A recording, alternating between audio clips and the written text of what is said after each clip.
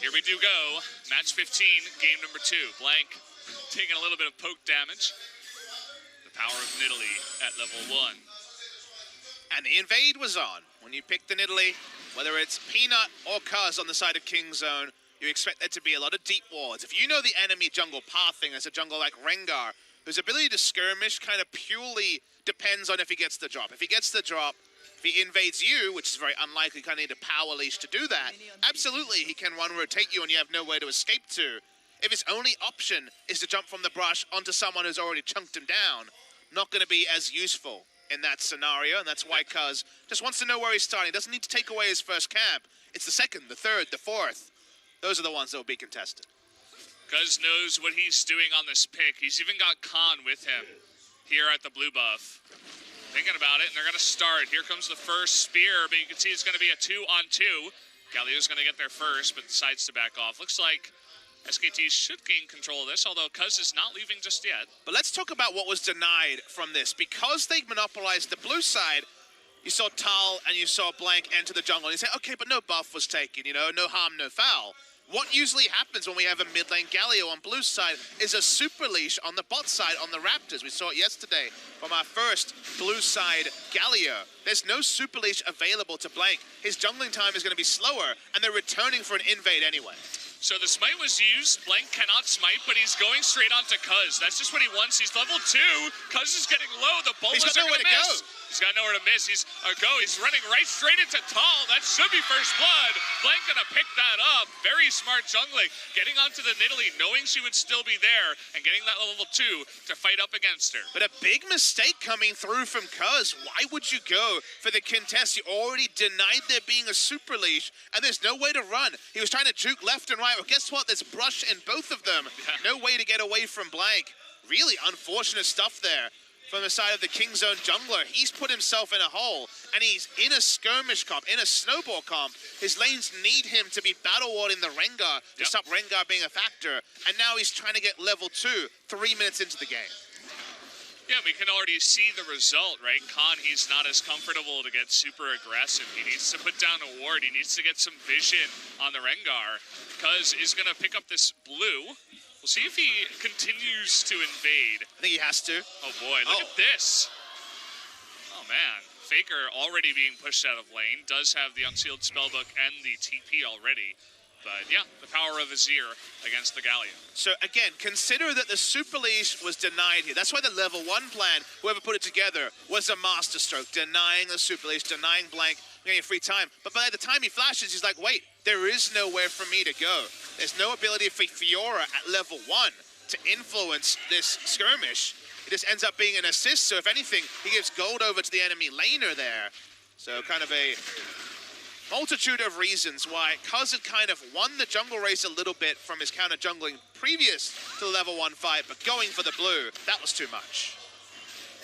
Khan already showing off a little bit up in the top lane. Kleptomancy is his rune also, so every time we see any of his abilities in an auto, you know that he's going to be proccing that very happily. Q also, instant procs it, so just trying to get a bit of gold generation going. Khan's Fiora, always a delight. Right at the start of summer season, when we're still learning about Khan, in a loss to SKT, he had that very famous game where he turned around a 1v3 in the enemy jungle. They went on to lose it, but everyone was talking about Khan's Fiora, and he was known as a Fiora one-trick before he came back into the competitive scene in his recent days in solo queue. So very famous on this champion, but his win rate doesn't necessarily line up with the hype. His individual performance is great. Kingzone's ability to turn around and to translate his pressure into game victories, that part hasn't been as convincing. Getting aggressive onto Faker, he's gonna blow his flash already. Remember that TP is still down. BDD once again wrecking Faker in the lane. It makes more sense in this matchup though.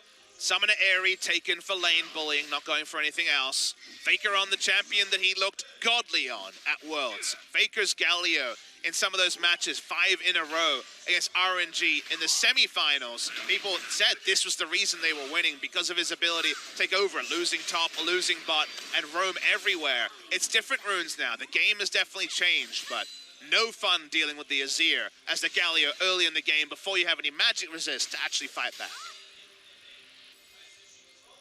Yeah, he's just going to have to essentially hold his hand over the wound until he can get some levels under him, get some resists, just ability to sustain against all this. Talon going to miss that, but see, well, was that even missed? Was it purposely missed to not get stunned? Blanks around. We'll see that Krugs are down. Okay, the level 6 is hit by both of these guys. Khan, he's going to be stuck, gets stunned up. Here comes Blank. The Bola's going to go onto him. Will they dive? Is the question.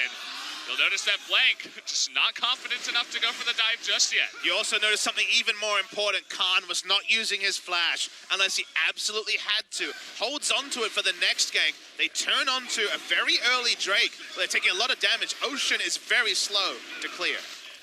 That it is, but it's also fantastic early game where it will matter, where it will be hard to take early. There's a reason, and that sustain going to help out even more, especially in that top lane. You were talking about the skill matchup. That little bit of extra sustain for the Fiora will make this matchup a lot easier. I mean, they're fighting so much that it might not actually be proccing too often because of all the skirmishing canceling. We got to look at the runes here. Nothing surprising in the inspiration tree. Very, very standard stuff that you see in basically every solo queue rune page. If you're going to be going for the Kleptomancy and then just going for the tough skin, thick skin, I forget which one it is, but the armor in the resolve tree and second wind as well. The TP, keeping those minions there. Not getting any extra damage on the turret though. Taking another look here at mid. Faker's still struggling just a little bit. Has another proc on his potion.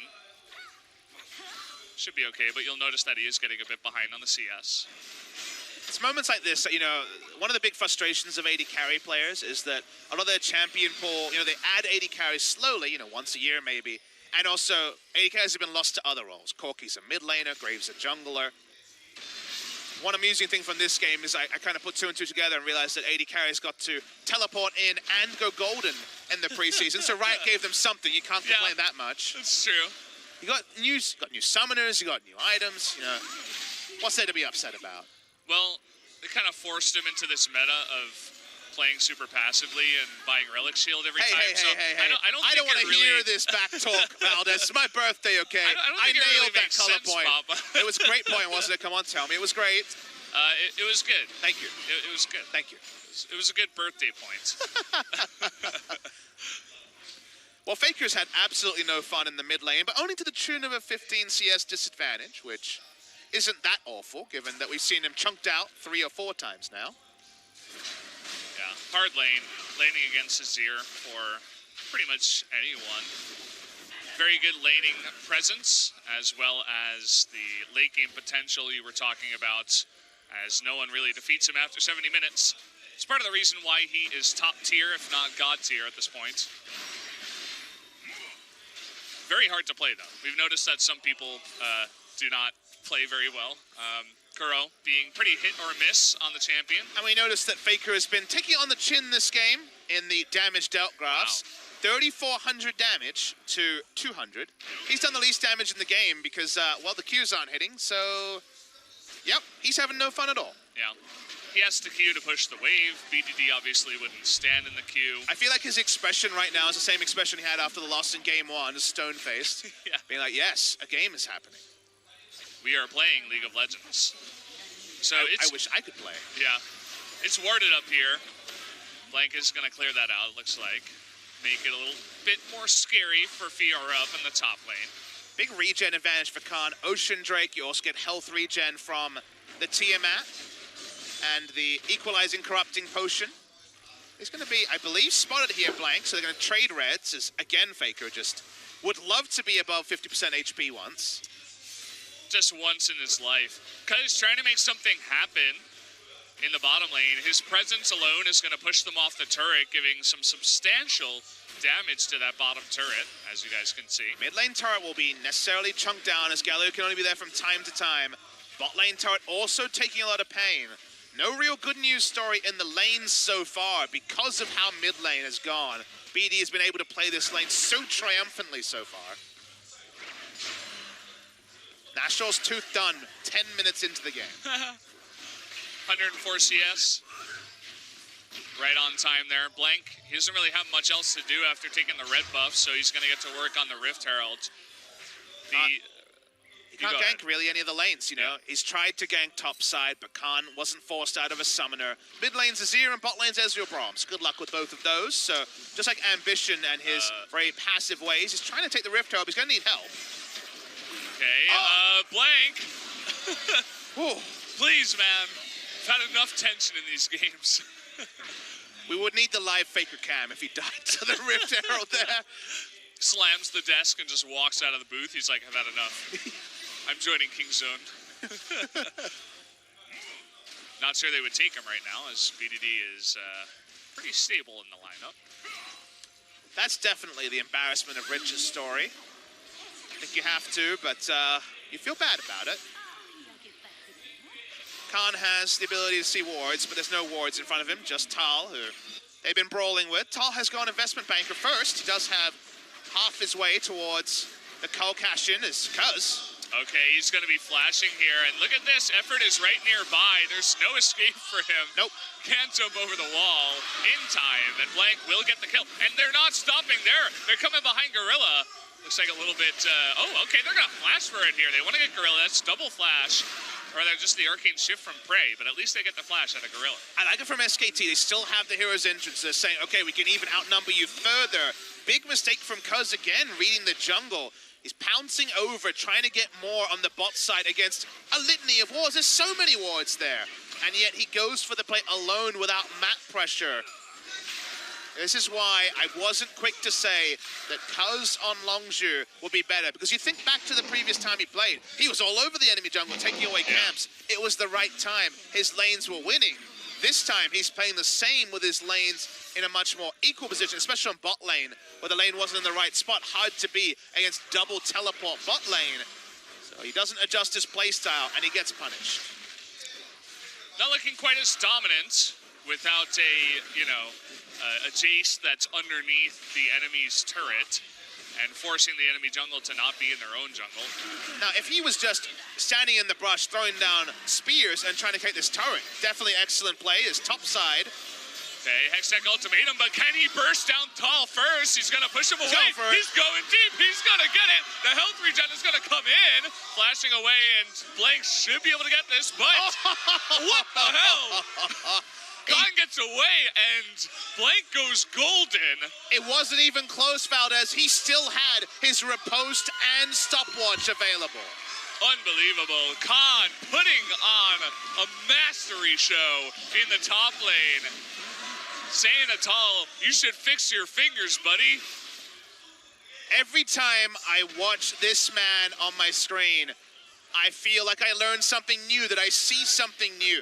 Only he can redefine champions. I've seen hundreds of times. There's been plenty of Fiora over the years, but his economy of holding on to both the stopwatch and also the riposte is outrageous. We're going to watch the replay here. As he starts, uses the riposte the first time. He's going to be up by the end of this. Trust me, I was looking at the cooldown. He goes for the all-in. He's going around, flashes in, gets the auto attack. No, nothing for the hook to get onto here. There's so much minion tanking that Blank's like, I've got this, but uses his stopwatch. Khan gets away. Outrageous stuff from the Fiora. Okay, well, we got the Fiora up top 1-0. Sitting pretty, has the Ravenous Hydra. Oh boy. This is one of those days, God, huh? Just one of those days for SKT. Not us. Those guys they gotta be frustrated. Faker, we know he gets frustrated at times, having trouble in his top lane. At least Blank was doing good. He's sitting at 2-0. The Rift Herald as well. He's going to use it in the mid lane. This is when Azir had backed. I imagine it was about timeout. Looked not necessarily like it was going to min-max the turrets. Not really sure what to make of that one. Does get them lane pressure for a little bit. The Drake's not spawning for a little while, so I don't really get the Rift Herald there. He had some junk in his inventory, a Rift Herald and a stopwatch. Doesn't anymore, so less buttons to press now for the Rengar. Oh! It's a lot of damage. Red buff 2 that they stole earlier on. Effort is nearby, but Blank nearly goes down. Yeah, things are escalating really badly here for SK Telecom T1. The last 3 engagements on any part of the map have gone completely the way of Kingzone. BDD not going to be able to get autos on the turret, so credit to Faker despite his health bar woes. He has been able to keep his turret very healthy. For now, Prey and Gorilla are sticking in the bot side. They have no ability to freeze the wave because of Iceborne Gauntlet onto the Ezreal, but they can invade with their jungler, trying to spare some of the woes for Cuz, who's been the only person to fall on the side of Kingzone this game. Oh, they're going on to Faker here. He's got some help. It's 4 members up against Faker and 2 red buffs. Tom Kent comes in and will save his life, but look at the pressure we're going to have in mid lane now. Double red buff and no way to get near any of these members. Should be the mid lane turret going down. And it may not be the Nunu, but you can give attack speed as the Nidalee to the Azir in the mid game as well. Try to superpower him a bit. Maybe they've been duoing with the Azir Nunu and they tried to find the closest approximation in the game right now. Is Tal is way behind in items, so should not be taking a true 1v1, and does just pull away.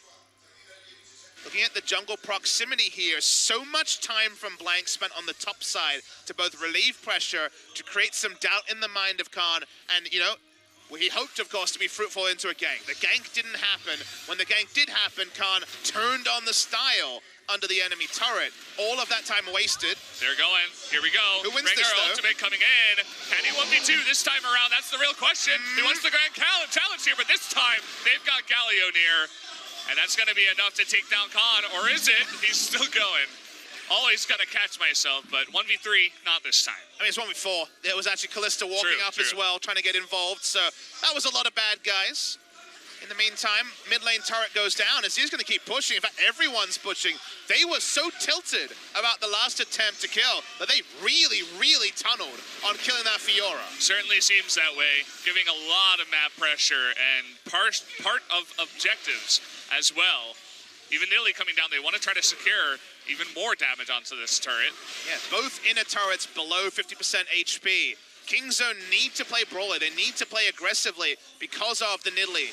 Nidalee has been well held in the game so far, and they're doing it. We found out a few days ago that Kingzone, when they get started, can do crazy things as Tal's being smart here. Oh boy. Prey is getting low, though. They will force his flash out. Faker is nearby. Doesn't have that heroic entrance. Tal, he wants to go in. There's the flash. Immediate exhaust, and they turn it around. Back onto Tal. He's forced to be devoured and pushed away. Definitely a team that trusts each other.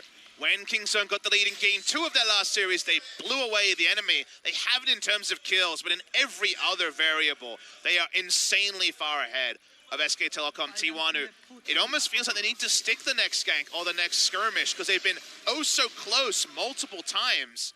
It hasn't been fruitful. A 3-0 Rengar, the only real good news story for SKT. We'll see if Blank can be the carry this time around. He's certainly having a better game than Cuz on this team. I was noticing Faker actually trying to clear the minions. He missed 2 of them when there was nobody nearby. I hope it's not a bit of frustration coming into effect, or maybe it's just been a while since he's been spamming the Galio. I won't necessarily read too much expected magic resist, so it does mean he's more susceptible to the BDD poke. He's trying to go for the team fight here. Rite of Ages into Merlinomicon. The AP heavy build that Lava showed for the Rocks Tigers is more popular in solo queue. Kuro still full tank. A lot of people full tankers. Bot lane. They're trying to replicate it here, but this time he gets the stun onto Blank. The heroic entrance, though. Flash coming in and a heal from Cuz will get Khan out of the way. True shot barrage making its way through, but the engage not successful to kill Khan this time. Now we can answer the question. How many people does it take to take down Fiora? It's 3. It's definitely not 2. The 1v2s are not working for the side of SKT, trying to outnumber the Fiora and just provide a bit of a distraction, but in that distraction, Kaz walks over, he takes down the inner mid lane turret. Now it's a super long lane, much harder for Galio to actually be in position. They take away the enemy blue buff as well. The amount of map control they're losing trying to kill the damn Fiora is really losing them basically every advanced position they have on the map. Yeah, it's the second time it's happened, and we'll see if SKT mixes that up. Maybe they'll just give up on trying to kill Khan. Let Tal essentially take a losing matchup and get pushed in a little bit just to get some more pressure elsewhere on the map. To be clear, it is not a losing matchup from the start, but in this position where there is gold on him and a CS advantage, it gets harder and harder. It's a true skill matchup. Reminds me of some of the ones that Ari used to have in the mid lane way back when we would say skill matchup. That's why it's so exciting, because it's flashy. It's a flashy skill matchup. You know, something like Shen versus Maokai is also a skill matchup, but that's about your skill at teleporting, your skill at reading the map. This is the 1v1 skill matchup, and that's why it's more exciting, because it just bursts into life basically every time the camera moves over to Khan and Tal. Yeah. Well, it seems like we've slowed down a little bit, but as I say that, Grand Challenge is used. Hextech Ultimatum, he's got Rengar nearby, but a perfect riposte right on the timing. Now we got another 1v1. Blank, you're not going to win that. He's got to run away. And already we're seeing what happens when you leave Fiora alone up against Tal. And no ability for Faker to get there because he has other things to contend with, like an Azir, who's playing as if it's solo queue. He's pushing up. Yeah, I'll take a minion wave at your inner turret, whatever. No worries for him at all. Kuz is able to take the pandemonium across the map, makes it perfect for Nidalee. This is how you dream of every Nidalee game going, because it's never a 5v5. There may never be one in the game. They're trying to be proactive. They're trying to get picks and snowball it into something, but it's against a Nazir. It's so hard to do that. And every time they use 2 or 3, every time they try to wombo, well, they lost an objective top, they might lose an objective bot lane.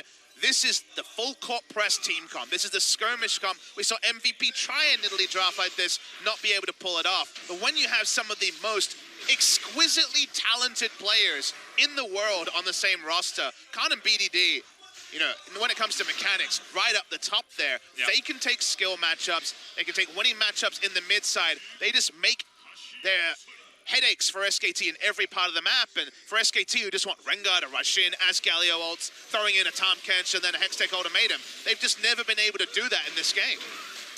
All SKT wants for LCK is a turret right now. They're not going to be able to get one as they're denied, and even the Fate's Call being used to get effort into safety. All SKT wants is for Kingzone to group up as 5 in mid lane and start poking next to an inhibitor. That's the part where they're like, let's wait for our chance. Let's engage 5v5. That is what Kingzone never want to do. They want a Baron. They want to push 3 lanes. They got kill pressure in the Fiora lane. Azir can push out the Galio. The pandemonium on the Rift is what Kingzone drafted for, and it's what they've caused, even if the kills do read SKT 3, Kingzone 2. Let's take another look at this replay and how exactly Khan wins the 1v1. Equal in levels, but Khan is up in items. Too much free damage by Tal. The ult goes down. By the time he uses the ultimatum, his life is over. He's always going to die. Blank may be 3-0, but it doesn't matter. You do not 1v1 a near full health Fiora.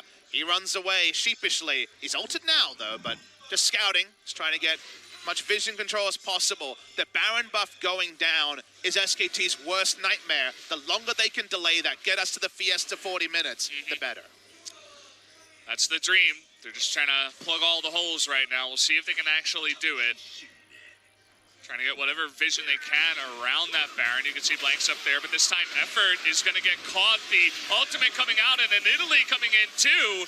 Does have that flash, but the Fate's Call still down. Almost means the death of Effort. They have to use so much just to keep him alive. Now Blank's caught. He's alone. He was over there trying to ward the Baron, trying to come from behind. Did not work out. And that right there is Effort's fault. He walked up with Fate's Call down, is turned upon, and then Blank just has to pay the price of his support being out of position with no ultimate. And remember that Baron that was the worst case scenario? It's the reality. 24 minutes and 27 seconds, and we're going to have our first Baron of the game here for Kingzone. They're not slowing down anytime soon. And we talked a lot about tension and, you know, inexperience. Perhaps the pressure right now is getting a little bit to Effort and some of these younger players because they're not handling it very well.